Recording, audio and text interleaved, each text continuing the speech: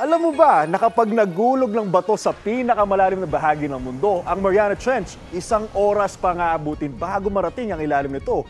Ocean deep.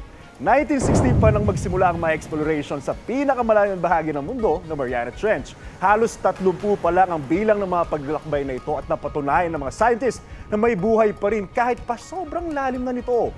Pinaniniwalaang nabuo ang Mariana Trench dahil sa paggalaw ng plates ng mundo. Sa pagbabangga ng plates, nasisira ang ilalim ng dagat. Sa sobrang lakas ng pressure habang pailalim sa dagat, isang malaking pagsubok na marating ang pinakasahig nito. Sa isang pagsusuri kung matagumpay mang mahulog ang isang bato sa Mariana Trench at nalampasan ang pressure ng dagat, nasa 67 minutes o mahigit 1 oras bago nito marating ang pinakamalalim na bahagi. Ganun kalalim. Dapat alam mo na napakalalim man na-discover sa ilang explorations na may microplastics din sa Mariana Trench.